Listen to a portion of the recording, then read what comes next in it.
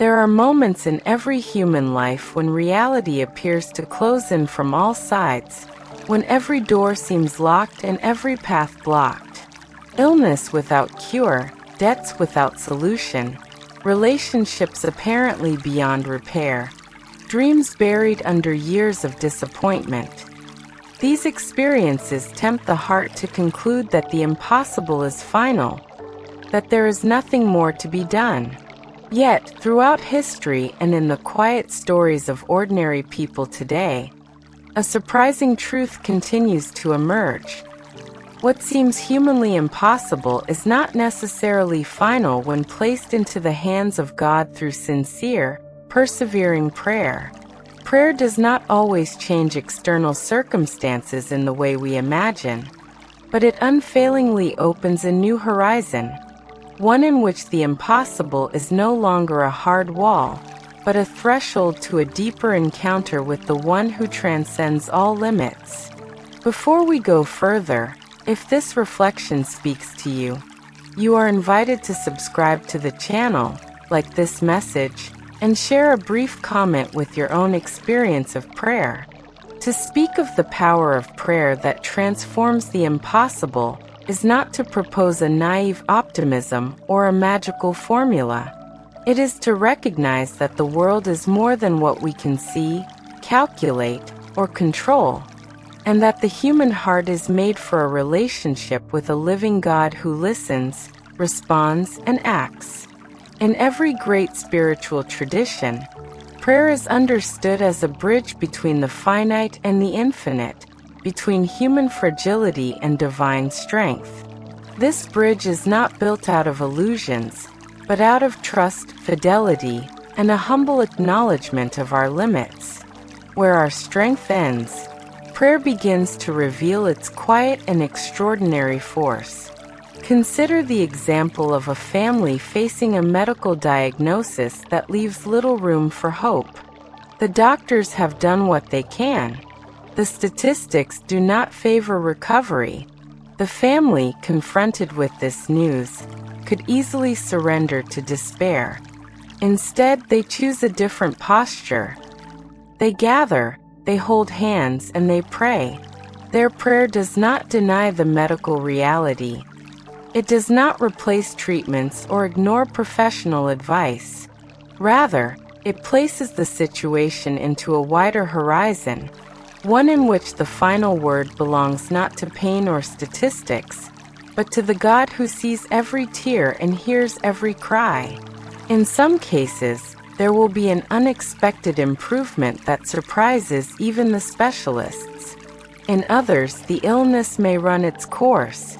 Yet again and again, those who truly pray testify that something impossible was transformed. Fear into courage, isolation into unity, bitterness into gratitude, and even death into a passage filled with meaning and peace. The power of prayer does not depend on eloquent words or complex formulas. It rests on sincerity of heart and perseverance.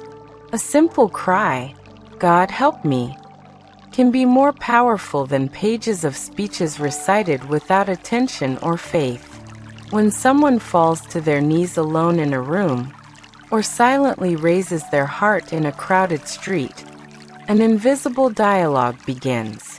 This dialogue may not be accompanied by visible signs or immediate answers, but it is real.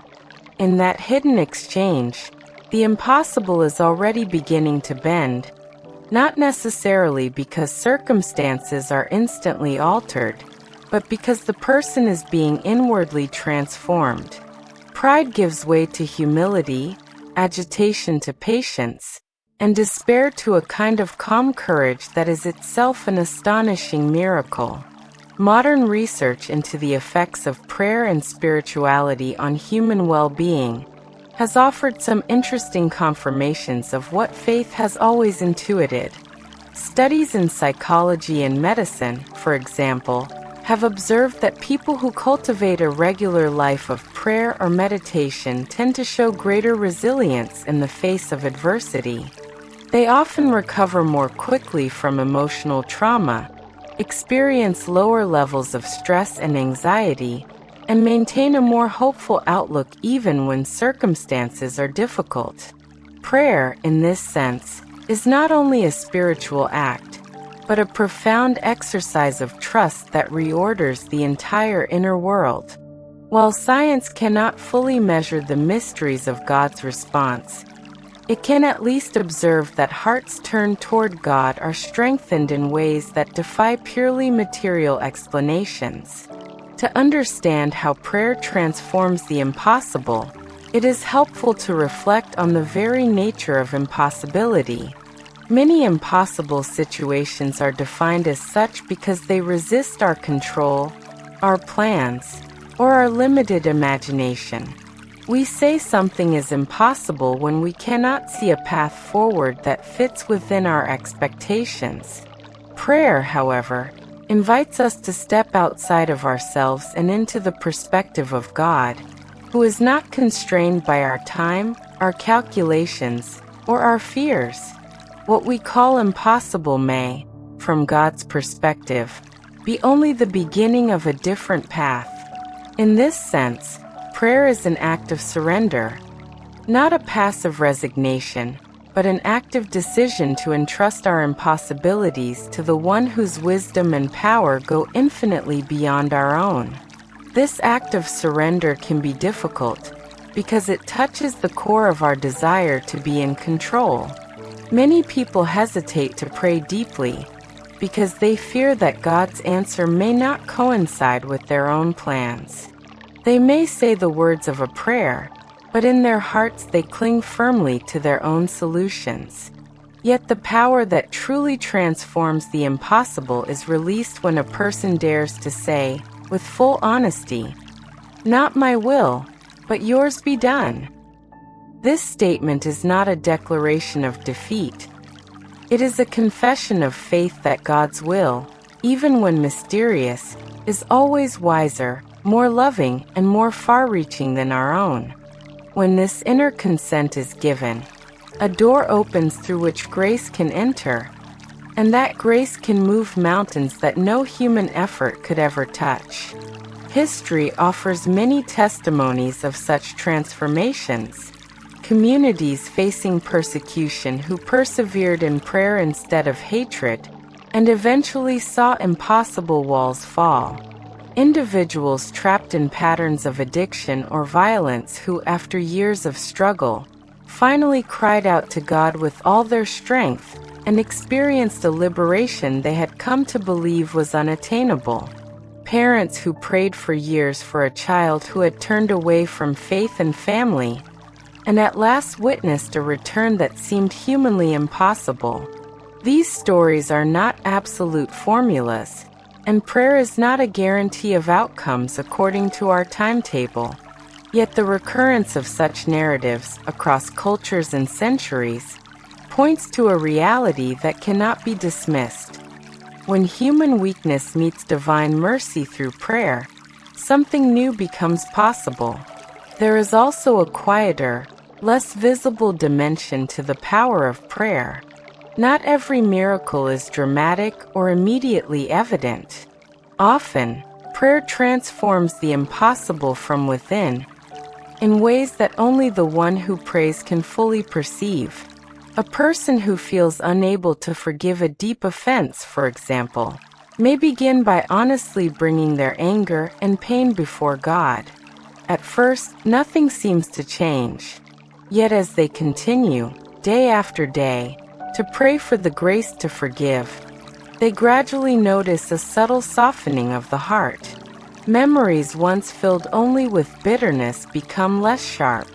The face of the one who hurt them becomes less the enemy and more a wounded person in need of mercy. Over time, an interior impossibility, the inability to forgive, gives way to a mercy that surprises even the one offering it. This hidden miracle may never receive public recognition, but in the balance of the human soul, it is as great as any physical healing. Another way in which prayer transforms the impossible is by creating unanticipated connections between people. A person prays alone in one part of the world, seeking guidance, strength, or comfort. In another place, perhaps far away, God moves the heart of someone else to reach out, to make a phone call, to offer an opportunity, or to provide precisely the word of encouragement that was needed. To the one who receives this gesture, it may appear as a coincidence. To the one who prays, it is recognized as a gentle and unmistakable sign that their cry was heard. Prayer weaves an invisible network of grace that binds hearts together in ways we cannot map or predict. In this living tapestry, the impossible is constantly being reshaped by the quiet cooperation between divine action and human openness. It is important to acknowledge that prayer does not always prevent suffering, nor does it exempt anyone from the trials common to the human condition. Faithful men and women, saints and ordinary believers alike, have experienced illness, loss, misfortune, and even martyrdom. The power of prayer does not lie in avoiding all suffering, but in transforming the meaning and experience of suffering. When pain is united with prayer, it ceases to be a senseless burden and becomes a place of encounter, where God comes close in a way often more intimate than in moments of ease. Many who have passed through deep valleys of sorrow with prayer as their companion testify that, in retrospect, those were the times when they grew most in compassion, wisdom, and trust. They discovered that the impossible weight they believed they could not carry became bearable, not because the load changed, but because a greater strength supported them. There is also a particular nobility in intercessory prayer, that is, prayer offered for others. Standing before God with another person's need in our hearts is an act of profound solidarity. It recognizes that no one is an isolated island, and that we are responsible, in love, for one another's burdens. Intercessory prayer has often preceded great transformations in families, communities, and even nations. When a group of people gathers to pray with one heart for peace, justice, or reconciliation, they are not merely expressing wishes. They are opening, in a mysterious yet real way, a path for grace to act within the fabric of society. Changes that seemed politically impossible, reconciliations that appeared unthinkable, and breakthroughs in dialogue that no strategy could produce have, again and again, followed seasons of intense, humble, and persevering prayer. In personal life, the discipline of daily prayer gradually forms a character that is capable of facing the impossible without being crushed. Such a person does not deny reality, nor do they indulge in fantasies of automatic miracles. Instead, they walk through life with a quiet certainty that they are never alone, that every situation, however dark, can be entrusted to God, and that even from apparent failures, unexpected forms of good can emerge. This interior stance changes the way they make decisions, the way they relate to others, and even the way they interpret adversity.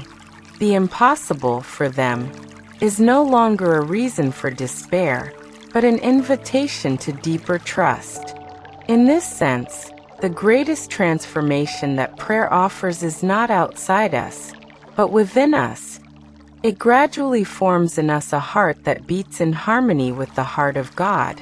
The mystery of the power of prayer will never be entirely captured by human words or concepts. There will always remain questions, unfulfilled desires, and situations in which God's silence seems hard to bear.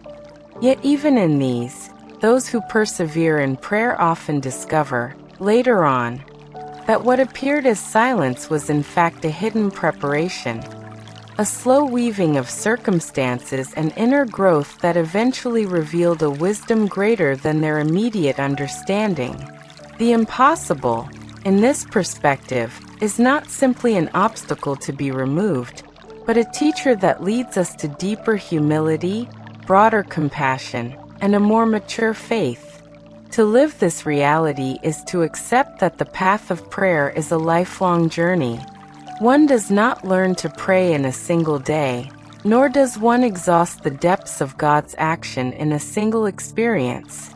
Over the years, prayer matures from urgent requests made in crisis to a steady, trusting relationship in all seasons.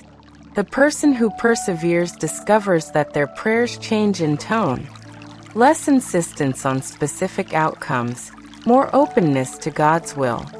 Fewer demands for immediate solutions, more desire for inner conformity to divine wisdom. And as this transformation unfolds, the impossible shifts as well. What once seemed unbearable becomes an opportunity to witness mercy. What once appeared as an end becomes the threshold to a new beginning. Even so, the starting point remains accessible to all. One does not need great learning, special training, or perfect moral conduct to begin to pray. God is not distant from the cry of a beginner. The first, hesitant words whispered in a moment of fear or confusion are already heard and treasured. From that small seed, if watered with perseverance, a great tree can grow, under whose branches many other lives will find shelter. The power of prayer that transforms the impossible is, in the end, nothing other than the power of God's love acting in a heart that dares to open itself. And there is no heart so broken, no situation so tangled, no future so dark that this love cannot reach it, illuminate it, and in ways both visible and hidden, make all things new. When reflecting more deeply on the power of prayer to transform the impossible, it becomes clear that this reality unfolds on several interconnected levels: personal, relational, and even historical. On the personal level, prayer touches the innermost center of human freedom. It respects our autonomy, yet gently invites us to expand our horizon beyond self-sufficiency. When a person habitually turns to prayer, especially in moments that feel impossible, they gradually learn to see themselves not as isolated individuals struggling against blind forces, but as beloved sons or daughters under the gaze of a wise and caring Father. This change of identity is not a matter of mere psychology. It is a profound reorientation of the soul. The impossible, for someone who knows they are deeply loved by God, is still painful, but it is no longer absurd. It becomes a mystery lived in relationship, not a random blow of fate. On the relational level, prayer has the capacity to soften hardened hearts, restore broken bonds, and create communication where only silence or hostility seemed possible. Many relationships arrive at a point where dialogue appears fruitless, where words have been repeated so many times without effect that both parties resign themselves to a cold coexistence or definitive separation. In such contexts, human resources seem exhausted. Yet it is precisely here that prayer can open paths invisible to ordinary negotiation. When one person, even if only one, begins to pray sincerely for the other, not merely that the other will change according to their own preferences, but that the other will be blessed, healed, enlightened, and embraced by God's love, something begins to shift. The one who prays is changed first. Resentment loses some of its force, patience grows, and an unexpected tenderness can arise even amid ongoing tensions. This new interior state, in turn, modifies the tone of encounters, making possible gestures of reconciliation that might once have seemed entirely beyond reach. In addition, there are testimonies of situations in which both parties, unknown to each other, began to pray separately about their shared conflict. Over time, without coordinated plans, Both felt prompted to take the first step toward reconciliation at nearly the same moment. They later discovered that their decisions coincided with periods of more intense prayer. Such stories do not lend themselves easily to statistical analysis, but they illuminate a pattern. When prayer enters into the field of human conflict, it introduces a dimension of grace that can rearrange possibilities. The impossible impasse gradually yields to a creative solution that neither side could previously imagine, not because someone won, but because both allowed a higher wisdom to act in and through them. On a broader scale, the history of peoples and nations contains moments when collective prayer preceded decisive changes. Communities facing war have gathered in public squares and places of worship, crying out for peace when diplomacy seemed to have reached its limit. At times, the course of events shifted in ways that surprised observers. Sudden openings for dialogue, unexpected changes of heart in leaders, or even the fall of oppressive structures thought to be invincible. While historians may attribute these shifts to political, economic, or strategic factors, those who stood praying in those crucial hours often recognized, with humble certainty, that there was more at work than human calculation. They perceived that their prayers, offered perhaps with trembling voices and tear-filled eyes, had been united to a greater movement of grace guiding history toward paths of life rather than destruction. Such examples can be inspiring, but they also raise challenging questions. What about the many situations in which people prayed earnestly, and yet did not see the outcome they desired? What of wars that continued, illnesses that did not heal, or injustices that seemed to prevail despite the fervent petitions of the faithful? To speak honestly of the power of prayer requires facing these questions without evasion. The answer is not to reduce prayer to a technique for obtaining specific results, nor to blame those who suffer by suggesting their prayer lacked intensity or purity. Rather, one must recognize that prayer operates within a larger mystery of divine wisdom and human freedom. God respects the liberty He has given His creatures, and this freedom can be used for harm as well as for good. The refusal of individuals or societies to respond to grace can delay or obstruct certain transformations. Even so, the hidden work of prayer continues, planting seeds that may bear fruit later, perhaps in ways unseen by those who first sowed them. There are parents, for instance, who spent years praying for a child to return to a path of truth and goodness, yet did not witness that return in their lifetime.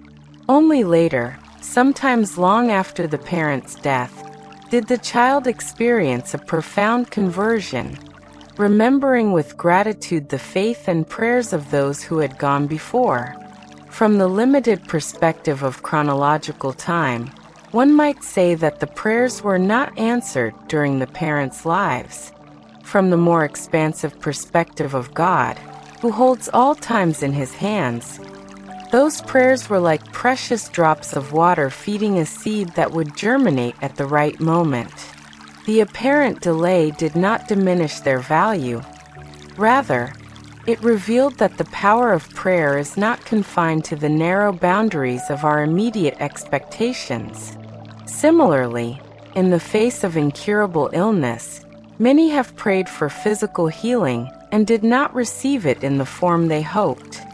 Yet in the process of praying, they discovered another, deeper healing, reconciliation with estranged family members, release from long-held guilt, a rediscovered peace with God, or a serenity in the face of death that radiated strength to all who accompanied them.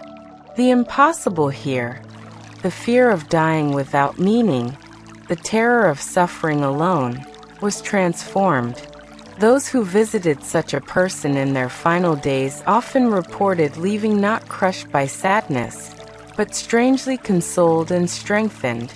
The suffering did not disappear, but it became, through prayer, a place of luminous mystery in which God's presence was almost palpable. In situations like this, the power of prayer is evident not in the avoidance of death, but in the radical transfiguration of the way death is lived. From a practical standpoint, embracing the transforming power of prayer in daily life involves a few concrete attitudes. The first is fidelity. Great moments of grace often emerge from long periods of apparently ordinary prayer. Setting aside time each day to speak with God, to listen in silence, and to entrust one's concerns, joys, and fears creates a stable channel through which grace can flow. This fidelity need not be perfect. There will be days of distraction, fatigue, or dryness, but the decision to return again and again to the place of prayer builds a spiritual resilience that proves invaluable when the impossible arises. A person who has cultivated a habit of turning to God in ordinary circumstances is more able to do so spontaneously and deeply when crises come. A second attitude is honesty. Prayer loses its power when it becomes a mere performance or a repetition of phrases disconnected from the heart. God does not require elaborate speeches. He desires truth. Bringing to prayer what one truly feels, including confusion, anger, disappointment, or doubt, does not offend God. On the contrary, such transparency opens the way for authentic healing. Many impossibilities in the spiritual life arise precisely because a person is afraid to face certain inner wounds or contradictions. When these are brought into the light of prayer, however, the process of transformation can begin. What seemed unchangeable, a particular fear, an ingrained habit, a secret shame, gradually yields to the patient work of grace in the honest soul. A third attitude is intercession, already mentioned but worth emphasizing. In a world marked by so much suffering and injustice, it can be tempting to withdraw into one's own concerns, feeling powerless in the face of great evils. Intercessory prayer counters this temptation by giving the individual a concrete way to participate in the struggle for goodness, truth, and mercy. To kneel in a quiet room and pray for victims of violence, for leaders to act with wisdom, for refugees to find safety, or for those who commit evil to be touched by grace is not an escape from reality. It is a way of standing, spiritually, in the very midst of history, invoking the intervention of God where human efforts seem insufficient.